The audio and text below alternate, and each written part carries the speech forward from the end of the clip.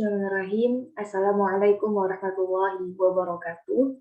Innal hamdalillah nahmaduhu wa nasta'inuhu wa nastaghfiruh wa na'udzu billahi min shururi anfusina wa min sayyiati a'malina. May yahdihillahu fala mudilla lahu wa may yudlilhu fala hadiya lahu. Asyhadu an la ilaha illallah wa asyhadu anna Muhammadar Rasulullah. Amma ba'du.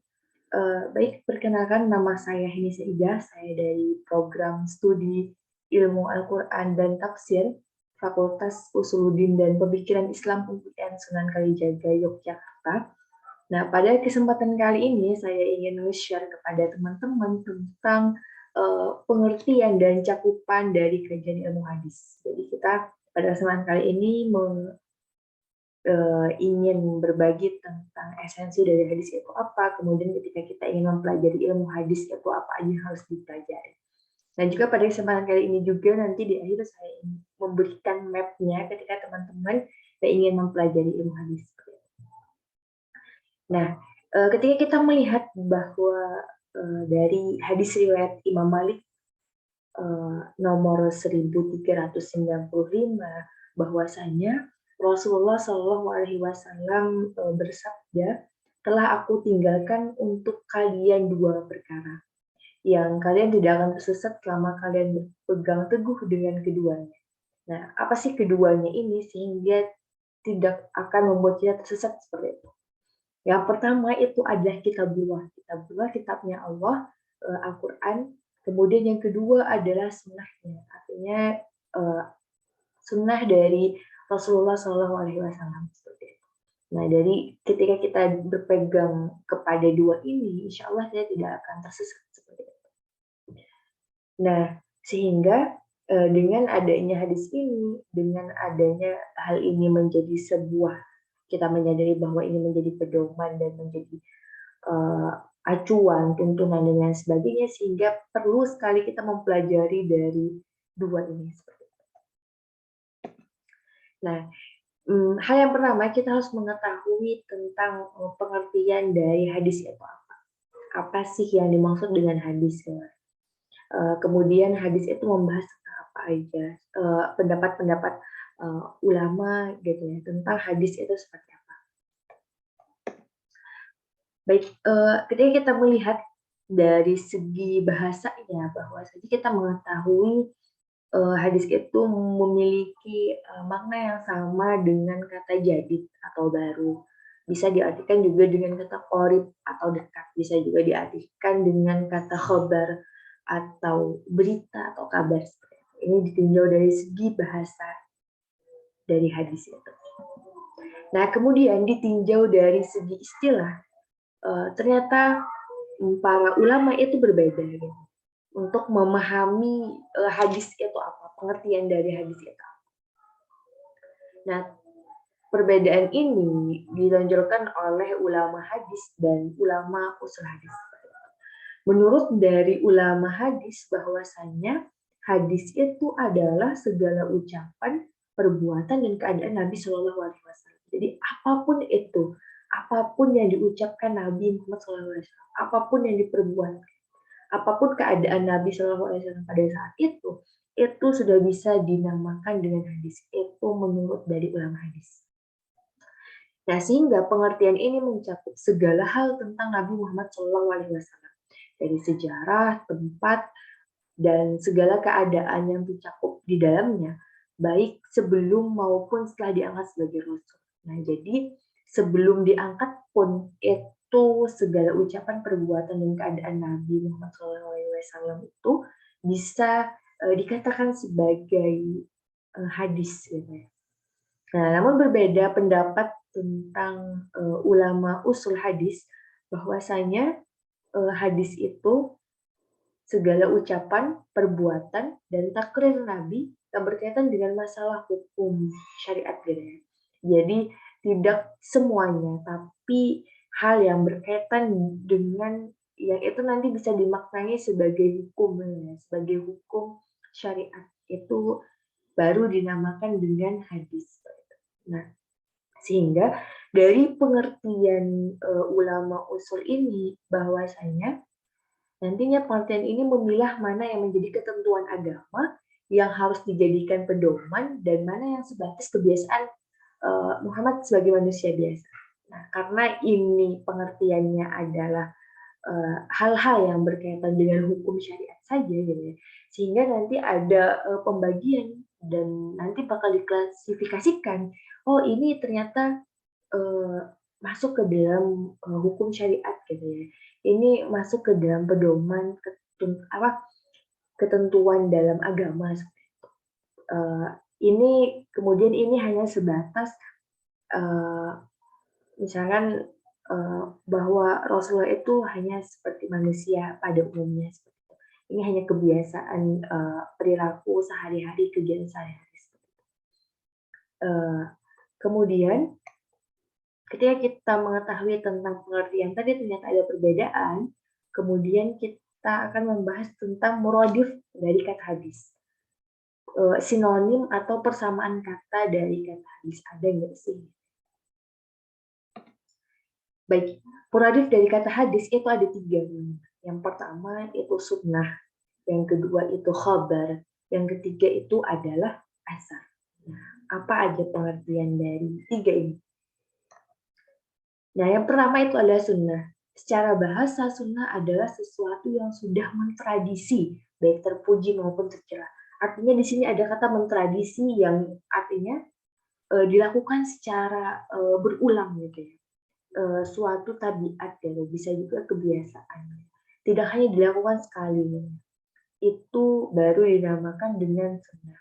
Nah, sehingga ulama hadis dan ulama usul hadis itu memaknai sama dengan makna hadis. Jadi apapun sunnah Nabi Shallallahu Alaihi Wasallam itu bisa dikatakan sebagai hadis.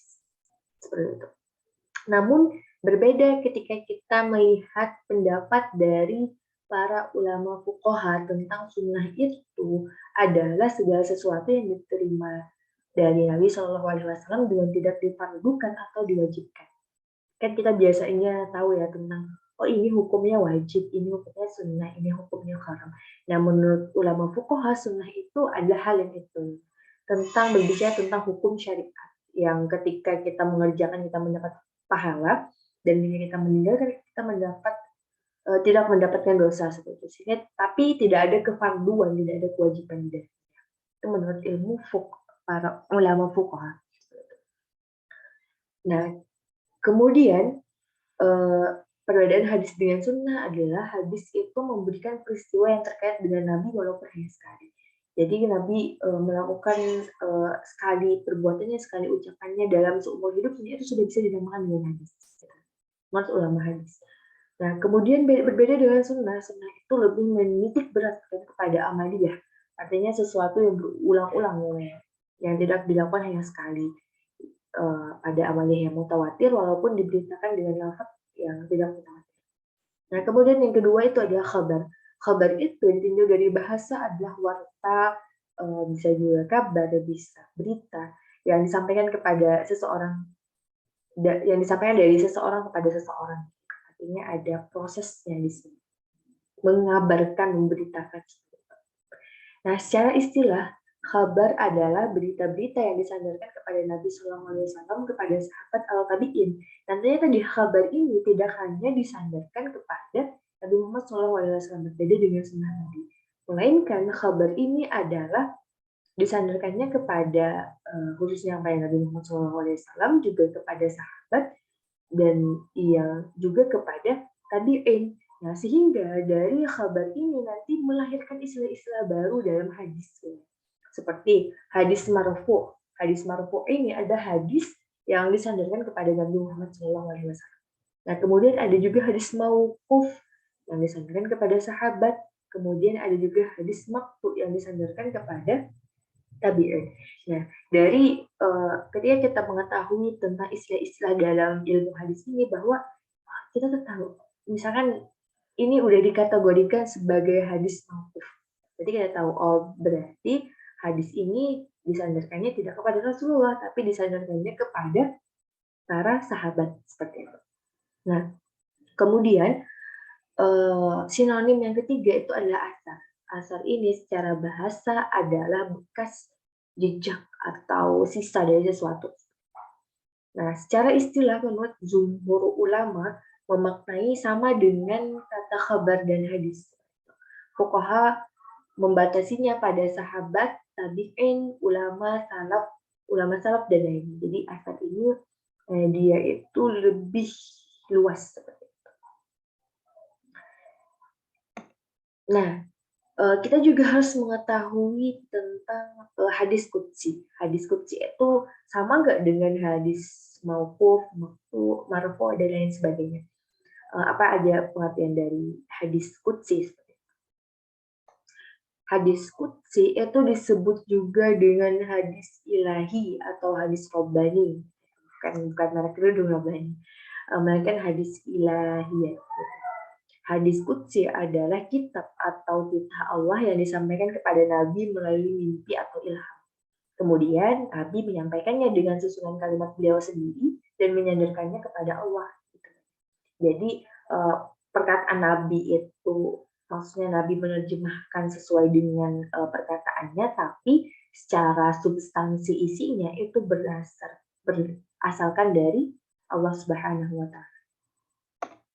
Nah, komparasi antara Al-Quran dan hadis qudsi, persamaan atau perbedaannya dari Al-Quran dan hadis qudsi, karena kan ini sama-sama ada firman Allah kan.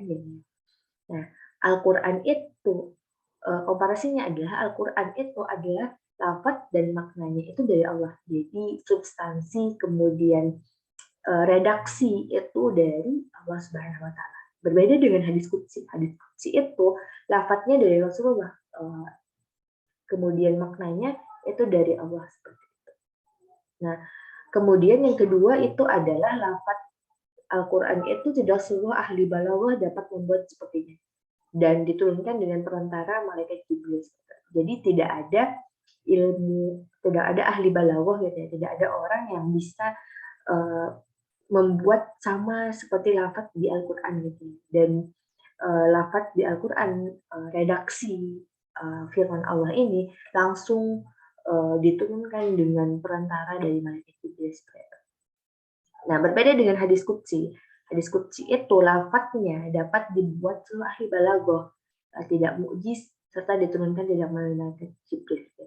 Kenapa jadi bisa dibuat oleh ahli balaghah gitu? Karena pada dasarnya Rasulullah itu mengucapkan itu sesuai dengan bahasa sehari-hari beliau yang pada saat itu bahasa Arab seperti itu. Sehingga para ahli balaghah juga dapat dengan mudah ya. Orang-orang juga dapat dengan mudah itu menyamai susunan katanya, susunan kalimat. Nah, baik. Itu tadi tentang pengertian sedikit kita ulik tentang hadis ya, secara mendasar, secara luarnya saja. Yang kemudian berikutnya itu adalah objek kajian ilmu hadis. Nah, jadi teman-teman ketika ingin mempelajari ilmu hadis itu apa aja yang perlu dipelajari, saya akan kasih maps. Yang pertama tadi sudah kita tahu ya, walaupun secara mendasar tentang pengertian hadis. Jadi teman-teman juga harus mengetahui tentang esensi dari hadis itu apa dan lain sebagainya. Nah, setelah mengetahui pengertiannya tentang hadis, teman-teman harus mengetahui tentang fungsi dari hadis itu sebagai apa. Jadi sehingga teman-teman nantinya dapat memfungsikan ya, tentang hadis ini sebagai apa gitu ya, sehingga merasa lebih bermakna ketika memahami segala sesuatu ketika kita tahu fungsinya. Kemudian teman-teman juga harus mempelajari tentang sejarah hafalan pada saat itu, sejarah hafalan para sahabat, para tabi'in, para tabi'in gitu ya, tentang pada saat penghafalan dari hadis ini.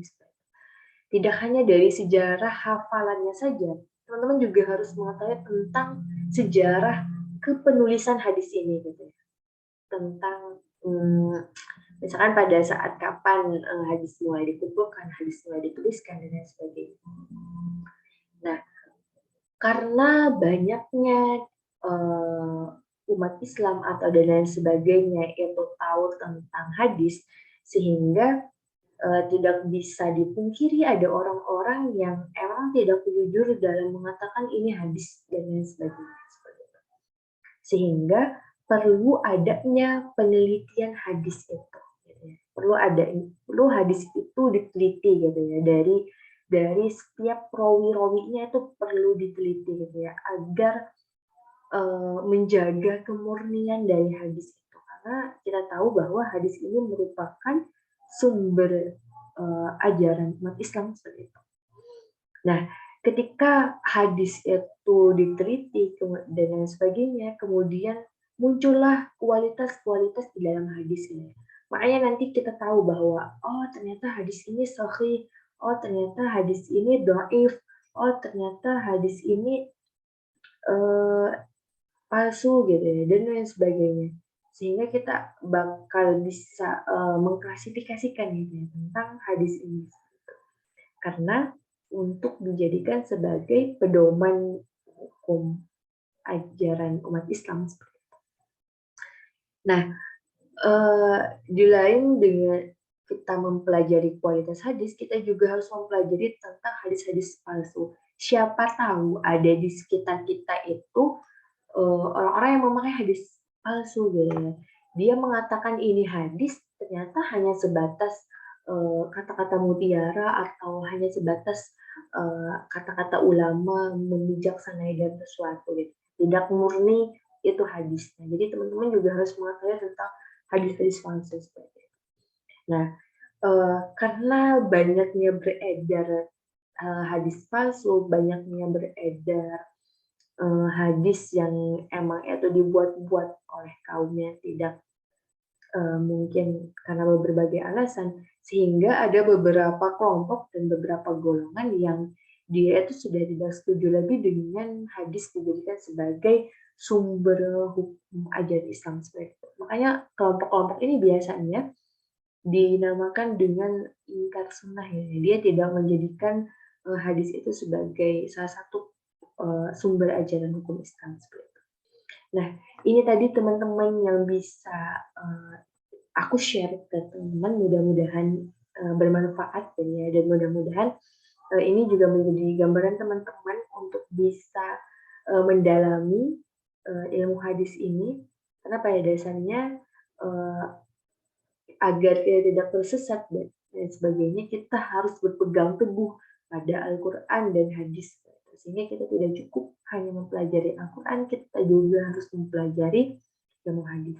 Nah, itu saja. Terima kasih teman-teman atas kesempatannya, dan juga terima kasih telah menonton video ini. Mudah-mudahan bermanfaat sekali lagi. Mohon maaf apabila ada kesalahan. Terima kasih. Fastabiqul khairat. Wassalamualaikum warahmatullahi wabarakatuh.